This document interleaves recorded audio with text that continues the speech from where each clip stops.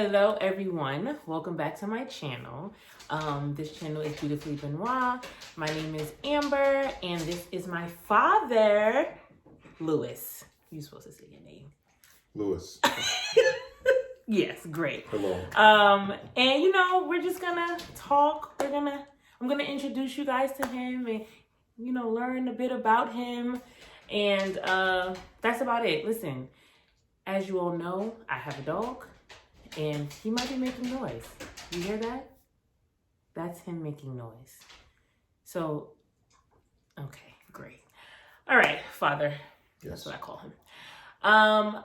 So just a preface. So I posted a video like 2 weeks ago about my father's experience in finding his siblings. And we're going to get into that. But for this portion of this video, or I guess this segment, we're just gonna get to know my father, right? We've done videos with my mother and talked to her. So now it's the other half of me. And so I'm excited to do that. Hello, Father, again. Amber. Okay, guys, so my father is here visiting from Australia. And what part of Australia do you live in? Melbourne. Melbourne. Mm-hmm. How long have you lived there? Ooh, 14 years. Okay, 14 years. I did go visit for a month. You did? That was my graduation gift from him. Yes. So that was great. Mm-hmm. But you were born and raised in New York City. Born and raised in Harlem, New York. Yep. Yes. And so, well, first let's talk about moving from the U.S. and then going to Australia, okay, and what that was like for you. Like, did you feel like you would miss the U.S. in any way? My apprehension stopped because it's an English-speaking country, so it wasn't that difficult to make the transition. It's very Americanized. They have a cable TV, so they have ESPN and NBC and all that stuff. That's all I need. So it's pretty good. And they also have their own stations and stuff. So it wasn't that hard. I did have I had an anxiety attack about 6 months in though. I did. Why? I don't know. I just it just came on me and it was just like, breathing heavy and but then it went away. It went away within a couple of minutes. But did you feel like it was because you were in I think I've never had one before. Oh. So I must have been because of... You're like, this is all new. Yeah, it's all new. I think I kept telling myself mentally I was fine. Mm-hmm. Everything's great. People are great. Christine's family is great. Mm-hmm. My wife's family is nice. Couldn't be more welcoming. Yeah. It was just that it was just a little bit overwhelming. And going everywhere and everyone knowing who you are and you not knowing who everyone else is. Right. But then it's smoothed out. Everything's fine now. Oh, that's good. Yeah. So, my father has traveled, and you've lived in New York. From New York, yeah. Where else have you lived? I lived in Salisbury, Maryland. I lived in Los Angeles, California, Inglewood, California, Inglewood. And I lived in Oakland, California. Yes. I do have very fond memories about California. Okay, yes. Because every summer, we would go visit my father in California. Mm-hmm. And, I felt like I was living the life, It was because it's not normal that you're coming from New York and then you get to spend the summer in California and experience like something outside of Harlem. Right. So I feel like that was a very nice experience, especially if you didn't come back home and tell your friends about California. Yeah, well, I wanted you guys to have that experience. You remember when I took you down to 57th Street? Oh, yeah. You remember that? Let me tell you what he did. He took me down to 57th Street. What was this, Fifth Avenue? 57th between 5th and probably 8th. That's the fashion. That's all the original, like, Louis Vuittons and all that. The real shops where they have one thing in the window and the door's locked. We went window shopping. Yeah. And you were like, we can't afford none of this. I said, well, no one knows that. We're just walking around at this point. Just walking around. Did we go inside? We went inside. Remember that skirt, that mini skirt back in the day where it was with the pleats? 125th Street, you can get it for like $25, $30. It was the fake And I showed you the fake ones and I took you downtown. I said, that's the original. And you looked at it. It was like $500. You went, oh my God. I said, that's what the knockoff is from 125th Street. But it looked the same. It did look the same. Yeah, but that's the knockoff. Well, whatever. I thought it was good to have that experience for you to go down. You were allowed to go anywhere in the city. Right. But as kids, though, we stop on 105th Street. We do. And we go, yeah, we're good. We don't need anything else. But and if we're going downtown, it's like we're probably going to 59th. But 34th Street? Yeah, 34th or 42nd. That's true. 34th, 42nd, just for the movies or shopping, but not necessarily Fifth Avenue. Yeah, I probably wouldn't have caught myself over there until I got older and I wanted to be more luxurious. Yeah, of course. And spend my coins.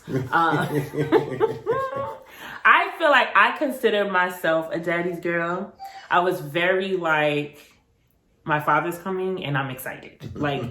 Always. Anytime you came to visit New York, I'm like, that excitement you get when you're sitting in the house okay, he says he's gonna be here at 3:00. I cannot wait till he gets to that door. And I feel like we always did family things. Yeah. I don't want to say that I was the spoiled child, but I will say that I had no problem in asking for things. Now, as I'm not talking out of school, your brothers and sisters all think that you're the favorite. Now, let me tell you what it is. They do think that. Can I know. Well, Tanae don't think that. Yes, she does. Okay. But this is what I will say. Let me tell you what it is. First of all, I was a little sickly. I had asthma, just a tad bit. I had asthma. I had issues. I was a premature baby. 2 months premature. Yeah, so I had the issues. One kidney. I didn't really want to put that out there, but I guess you guys could know I have one kidney. One kidney and asthmatic. And asthmatic, right? And so asthmatic, basically I was hot mess. But asthmatic, bad. Yeah, bad. It wasn't people get a little cough. Spring, fall. It was by bad. clockwork. They were going to name a room after you in the home hospital. At the hospital because you were there so often. St. Luke's. St. Luke's. I was born in St. Luke's. Yeah, you were born in St. Luke's. Yeah. Excuse me. But I feel like because of that, I was also very needy. Mm-hmm. And I could see how my siblings could look at it that way. Mm-hmm. But imagine having lung issues. Yeah. That is hard. Yeah. That's a lot. I'm admitted into hospitals. I can't do what other kids do because I'll have an asthma attack. Yeah. Can't go where other kids go. There are just certain things I had to experience that they didn't have to. Yeah, that's true. Now, as far as me getting the stuff that I wanted, it was because I was very persistent, was I not? You were very persistent. Very persistent. That's a good word. Yeah. Isn't it? I think it's a great word. And let me say something. If I said... But you still didn't get everything you needed. No, I didn't. I didn't. I remember... You know what I do remember? Mm-hmm. I remember a pair of Jordans that when we was in California, I'll never forget this. We was in San Francisco, and I'm like, me and Elijah, we're going to get these Jordans before we went back to New York. And I was like, we got to get to... We met you... I want to say at Macy's. But... I was like, we're going to get these sneakers, Elijah. We have to get them before we go back to New York. And we got there, and you know what happened? No. You saw how much they cost. And you said, I am not spending $120. Well, for me, it would be more for Elijah. On Jordans. Oh, well, I'm anti-Jordan, you know that. You're anti-Jordan because... Because he single-handedly kept my New York Knicks from winning a championship in the 90s, and I'm holding a grudge against him. Yes, I do. Yes. I admit it. I purely admit it. I will never put a pair of Jordans on my feet because of that. And anyone in my age group that's a Knicks fan feels the same. Okay. Well, let's just put this out there. He's a Knicks fan, he's a Mets fan, and he's a Jets fan. What? I know. And if you combine all their championships, you come up with 4. What about all their losses? 5. So the Jets haven't won since '69.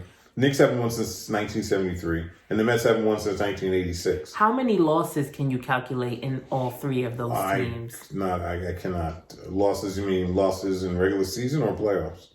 It just is too high to count. I'm sure. How long is a piece of string?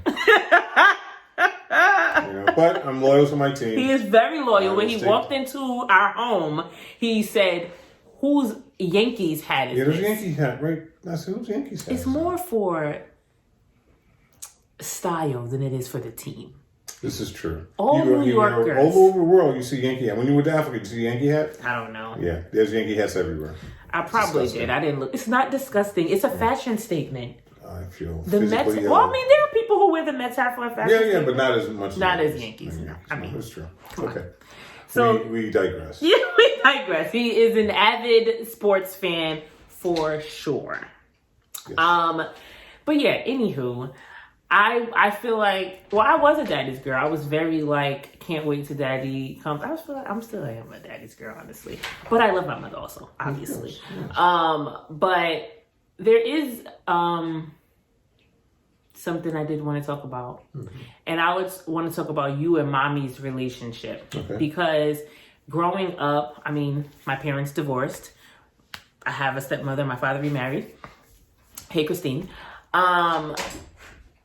I feel like all of my life, you guys have had a very good relationship. Yes. As far as as divorced, as a divorced couple and co-parenting. Right. And I feel like with my generation, and maybe the younger, maybe the one right above me, co-parenting is like, I don't want to say it's a cliche, but a lot of couples, once they're separate, they don't do well with co-parenting. Mm. And so I guess I want to know from your point of view, like, how did you and mommy keep a good relationship for us kids? Mm-hmm. I mean, I don't know what was going on behind the scenes. I can't speak to that. Mm-hmm. But I'm speaking to like what we visually saw. We always saw a good communication, good relationship, co-parenting at its finest. Like I've never heard mommy say one bad thing about you. And I've never heard you say one bad thing about mommy. So how did y'all handle? Well, that was a conscious decision. Obviously, it was more bad things your mama could say about me. But moving on. Yes. We made a conscious decision not to involve you children in our disagreements. Okay. If we, because you guys were a result of our love and our relationship. And we wanted to make sure that maintained that strong bond. Right. I'm still dad. Mom is still mom. And it was very important to us to... and it wasn't an act. I truly love your mother. Yeah. She's a great lady. Yeah. And we just get along well. At your wedding, your friends were saying, your parents get along. Yeah, I'm saying. Like, people don't, I mean, I'm not saying you don't see it. There are couples that get along past relationships as far as kids are concerned all the time. But I never had the experience of like, a bitter father who was taking it out on his kids, or a bitter mom who was taking it out on her kids. I hear stuff like that all the time, and it's cringe-worthy because it's not. You don't do that. You don't put the kids in the middle and make them choose. Or your mother was a so-and-so, your dad was not. That has nothing to do with the kids. Right. The kids, all they want is a stable environment. And that's what your mom and I tried to do. It was very important to me that I stay in much of your lives as I possibly could. I didn't want to be that kind of dad where you go, I think that's him. I'm not sure. I haven't seen him in 7 years. I was gonna ask that. Yeah. Like, I even though I was 3,000 miles away, I don't think I've missed a graduation or birthdays I couldn't help, but the graduations and the summer I tried to make sure that you came over. Either I flew you guys there or I was in New York. Right. You had that totally luck, but you still had that experience as first class, which I still haven't done. So first class glorious. Going back to New York and California. Yeah. And I just try to maintain that visual presence and which is very important. It is to relationship because if you didn't have that then, as you're a grown woman now, we still have that relationship. But me trying to come back in your life after 10, 20 years, not knowing you, and you'd be like, I would have been. Would have been done. Would have been not good. Yeah. So so pretty much fear, Amber. No. And there's something you don't remember. You do not remember this. I know you don't. Okay. You made me promise I won't have any more kids. Do you remember that? No, you don't remember that. I don't. I know. I don't remember that. I remember you saying that, Daddy, when you knew we were divorcing, Daddy promised me something. I said, "Why, honey?" He said, "Please don't have any more children." And I went, "Okay." I hadn't planned to anyway. I said, "Oh, fine." That wasn't a part of your plan. That wasn't part of my plan. Yeah, I got enough problems. And so, you don't remember that. That stuck with me forever. I believe that I said it, though. Yeah, you definitely said it. Because I think for me, it was, there was a time in my life where I remember you leaving. And I don't know what the circumstance was. Like, I don't know if it was like, you were freshly leaving or if you had just came to visit and then you were leaving. But I remember you was on 139th. Yeah. And you walked out the door and I was like hysterical. Yeah. And mommy was just like holding me. Yeah. I'm sure she probably was crying too, you know, we emotional. Yeah. But I remember that, and I think it was a fear for me for you to leave and start another family. Oh yeah. Because I mean, I think as kids, it happens, Yeah, and as kids, you don't fully understand the dynamic of why your parents are separating and what impact that has on me as a child. Yeah. I mean, I'm sure you guys thought about that, but for us in it, I feel like I think that was a fear of mine. Like, okay, he's gonna leave here, he's gonna move, and he's gonna start a family, and I'm never gonna see him again. Like, that was a fear for me. So, I mean, thanks for not having any more kids. No, it's all right. Not that I know of. No problem. No, like I said, I have enough problems. Why would I? Listen. But people do it. Oh, I'm sorry, I just kicked the thing. It's okay. Yeah, but getting back to your main thing is, we just get along. She makes me laugh, and you make all of us laugh. Yeah, she's funny, and she's a great lady. Yeah, and she's been a great mother. Yeah, definitely. She's the reason why you guys are like you are today. Your mother. Yeah, your mother is a tribute. To the way all of you are. Yeah, David, Tanae, Elijah, and you. Yeah. Yes, definitely. And I don't know. So when we were growing up, or when y'all were raising us, I don't know where mommy was spiritually or church-wise or whatever. She was, always spiritual. She couldn't help growing up in that household. Right. And the church, Grace Church is right across the street, literally across the street from us. But she was not as spiritual as she is now. I think she's gone closer to God. Yes, she's a minister. Yeah. Right. She's gone closer to God now than she was back then. Not that she wasn't heathen or anything, but it was just not heathen. But she was. But she's not as. She's grown closer to God now. Yeah, right. Definitely. And so for you, knowing that we were growing up in a Christian household. That's a blessing, I thought. Like what did you think of that? I thought it was a blessing. I thought it was a great environment to grow up in.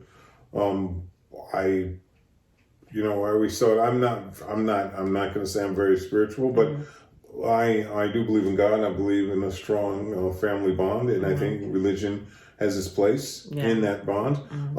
Now, mind you, some people go the other way with religion, like anything else. It doesn't matter what religion it is. You always have fanatics. Yes, for sure. And then you have people who take it to the next level or misinterpret the Bible. Yes. But I was always confident that your mom was one of those people who were straight and narrow. Balance us out. And balance without. You can have a laugh, you can joke around, but when it comes to scripture, when it comes to, doing the word of God, it's there. Yeah. Yeah. And it's not, I think it's a great thing. Yeah. Okay. Amen. With the co-parenting thing. Yeah. What advice, if you have any, would you give a, couple in my generation who maybe just recently ended a relationship, but have kids who now they have to co-parent with? Squeeze me. Kids who they have to co-parent with, and making sure that whatever differences they may have with each other doesn't affect us or the parenting of us or their children. Well, everyone's different. Every relationship is different. Right. Every relationship with your child is different. The key thing is you don't bring that negativity that the couple might have onto the children. Yeah. A lot of people make mistakes. They stay together because of the children. Right. And that is a deadly mistake because you got to stay together. No, if you're not getting along, you're not supposed to be. It's sometimes because kids can feel it. Yeah. And sometimes it's better just to separate. The key thing, like I said, be honest with the kids. Explain to them it's not them. That's one thing you have to understand. And we said it to you guys. It's nothing to do with you. Because a lot of kids might think, oh my God, my parents were great until I came along. Right. And then it's not that at all. And it's important not to talk bad about, no matter what the person did. It has nothing to do with the kids. You don't throw that on the kids because it's nothing to do with. First of all, it's none of their business. Second of all, it has nothing to do with them, and it could affect them in the long run. How they look at their parents. You hear about a lot of people, moms talk about dad. Dad's this and dad's that. He's horrible, and then kids end up hating dad. Yeah. And dad's like, what? And you're not knowing what's going on. Yeah. So the advice I have is to be honest with your kids. Another thing is, as parents, I find the kids are not your friend. You know what I mean. You love them, you'll die for them, but they're your children, and you have to parent them accordingly. Yeah, you can't be buddy with them, and then 10 minutes later you're trying to be discipline them. It doesn't work. Yeah, they need boundaries, and it's very important that they have boundaries. Yeah, even though they might fight you with it, but they want boundaries. That's true. A lot of kids. I'm sure you have friends. I have friends. Oh, my mom doesn't care what I do. That's not a good thing. Yeah, and you know what's crazy? Really quick, with saying that. When I was in high school, there was this girl. I wanted to go to this party, and my mother said no. And this girl was like, "Your mom tells you whether you can go to parties?" And I'm like, "Yeah." She was like, "My mother doesn't care what time I come home." She was like, "I wish somebody cared." And I never thought about it that because you have those friends who can do whatever they want, and you think that's great. Yes, you do. Yeah. Until she said that, I was like, "Oh, she's coming from a place of." No one cares what I do. Yeah. And I'm coming from a place of she cares too much because I want to go. Yeah. Okay. So honesty, being a parent and not necessarily a friend all the time. Right. And not bad talking. Some things they don't need to know. That's true. I mean, you be honest with them, but some things they really don't need to know. Yeah. Definitely. Okay. Well, thank you for that. No problem. And the other point, and then we can go into your story. The other question I had was, I think the stereotypical thing is that, once the couple separates, the father is kind of like out of the picture, and the mom is the one stuck with raising the kids, taking care of everything, X, Y, and Z. Yep. And have you ever felt like you were too far from us? Like, because I speak, we speak. So like I call you, you call me, but there was that growing up and not having my father accessible, like across the street, down the block. Like, it's not like once you guys separated that I could go to your house or I could go to her house. Yeah. Right? I was home. Yeah. And then when you came to New York, that's when I saw you. Or when I went to see you, I saw you. Right. But I didn't have daily access to you. Right. And so, do you ever think that, or have you thought that you were too far from us at any point?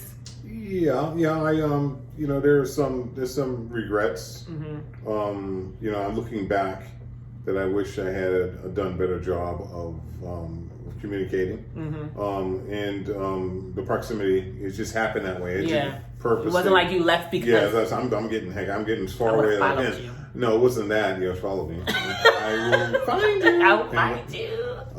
It just happened that way. But that's why I try to, and it wasn't always successful, but I tried to stay in contact with you as much as I could. Yeah, for sure. And that's why I, like when it was time for, and Mom was great with communicating about your graduations. She always told me, Amber's graduating this day.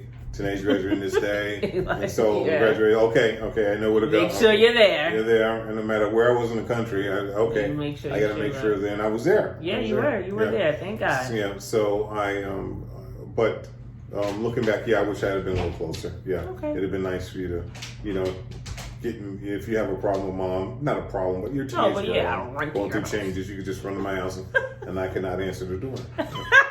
Because of fear of your mother. She does have a gun. Well, she has to do what she has to do. Yeah, she has to do. Okay, that's understandable. I don't think that, I I had daddy issues. Because, people do experience that, not communicating with their father often, or not seeing their father, or not seeing or having a father figure. Yeah. I feel like I had a father figure, and that you were always accessible. And you know how I get down. If I couldn't reach you, oh, you hunt me down. I hunt you down. Yeah. That was one of the best moments of my life when I hunted you down that one time. You remember that? Yeah, I remember that. Daddy. I had to do what I had to do. So I had to do some things. Yeah. This is before internet, I think. No, it was not before the internet. No, it was during. Was the it? I don't remember. It wasn't. But No, I do no. remember. I do remember that you're happily married now to a wonderful gentleman. You know. Yes. But before that, I never got. I got to meet your boyfriends Exes? very, very infrequently. I don't know why. One time I was there at 2 a.m. and I've been there all day, and I said, "He's at work, Daddy. What does he do? That he's at work for 18 hours a day." I never got to meet that boy. I don't know who he was. Yes, you did. What was his name? I'm not saying his name. Okay. It was an ex-boyfriend that was in high school. In high school. It was high school. It was high school. Is that the It one was that in I high asked? school. That's the one I asked for his social security number? Is Yeah, that was yes, it. it did. So Okay. here's the thing. You see that? I just a little digit. What's the thing that you say? You say I have I have a gun and a shovel and I doubt anyone will miss you. Yeah, That one? he used that. That's from Shameless. I stole that from Shameless. Inappropriate. My favorite is, what time are you coming back home? 12 o'clock. Bring it back by 12. If not, there'll be problems. I have no problem going back to prison. I did say that to a boy once. My advice for fathers who have teenage girls who are dating, just make them think you're crazy. I'm not gonna lie. I did think he was crazy, and I still think he's crazy. Let's be honest. Easy. Because it's not like he was saying things, and my mom was like, "Oh, Lewis, he's just joking." She wasn't doing that. She was like, "Your father said," and I'm like, "Well, why you? Is he serious?" Like, that was the thing. You see that face? He's not even acting like it's a joke. So, I'm kidding. Joshing, yeah. But yeah, I will say that I appreciate the constant communication and interaction. I'll say that there were points in times where I felt like I wish my father was here. Yeah. But I also am grateful that I didn't have an experience of not knowing my father or not being around my father, or you not being there in times of my life where I felt was important for you to be there. So thank you for you and mommy for being mature. Well, your mom's mature. I'm semi. Oh my gosh, you're mature. I got time. But yeah, and one more thing. Yeah. Talking about like having a step parent. It was rough in the beginning. Mm-hmm. Because you do have, like, I did have always this thing in the back of my mind that my parents would get back together. Mm-hmm. I think that any kid who has a good relationship with their parents and could see that would be like, I could see mommy and daddy getting back together. Mm-hmm. Like, you know, they're good together. But it didn't happen. Mm-hmm. And my father remarried, and I have a different personality than my siblings. So I'll just say it like that. And so I was very apprehensive with my stepmother. That's a good word. Yes, very much so. And so the first interaction was not great, I'll be honest. Do you remember this interaction? Of course I remember the interaction. Could you explain I was very like, we went to California to go to my brother's graduation. Sidebar, my brother moved to California and lived with my dad for his high school years. So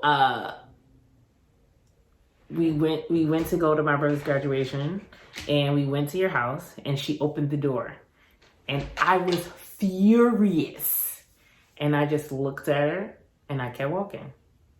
I don't even think I said anything. I don't remember that. You don't? No. Well, you didn't open the door. I didn't open the door. That's true. She opened the door, and I just walked past her. Mm-hmm. And I was like, no, I feel like you were, because you was like, are you going to say hello? I'm like, no. Oh, okay. I don't know this lady. What I'm going to say hello for? One thing about Amber is that she will dislike you first. That's her first character. Then she will like you. As opposed to people saying, I will like you. This was me. How many years ago was that? I think that was 2010. 2009. He graduated 2009. So in 2009, this happened. So how were you? 21. You were 21. Yep, you were 21. You celebrate your 21st birthday then. Tell people how she won you over. Tell them. I don't know. You don't remember that? No. You remember she baked the cake for you. For your 21st, your velvet cake. It was your 21st birthday. And you were so moved and you hugged her. I don't like that. And you don't hugging anybody. No. Yeah, you hugged her. I don't remember that. Yes. But maybe that's good. I'm glad because now we have a great relationship. Yeah, you're great now. All she had to do was cook for me. Yeah, so cook. Yeah, she cooked. Because she asked us, who's your velvet something cake, and she cooked it from scratch for your 21st birthday. That was nice. Yeah, that was really nice. Yeah. And remember, we left our apartment and left you guys with your apartment. We rented a place because it was too small. You remember that? No. You all stayed in our apartment. Actually, I and we rented a place. Yes. Yeah, That's true. I nice. remember that. Mm-hmm. Yeah. Okay. All right. You know. But it happens. But how about now? She's nice. No, she's great. Like I think that. How many years later is this? 14 years. Oh wow, that's so crazy. Well, yeah, 14 years. Yeah.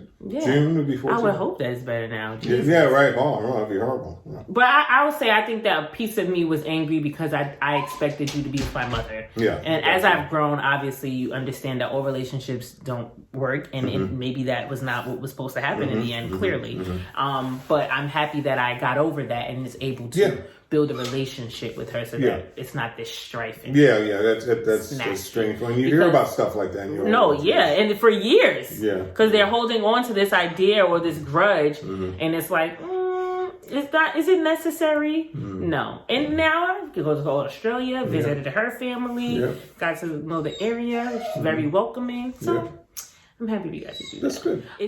So yeah, that's. I guess that's all for this piece of it. Okay. Thank you guys for joining us. Thank you for, interacting with us. And tolerating her. Thank you for enduring this video with Blue crying in the background. Oh, he's a puppy. He's sweet. See you guys next time. Bye.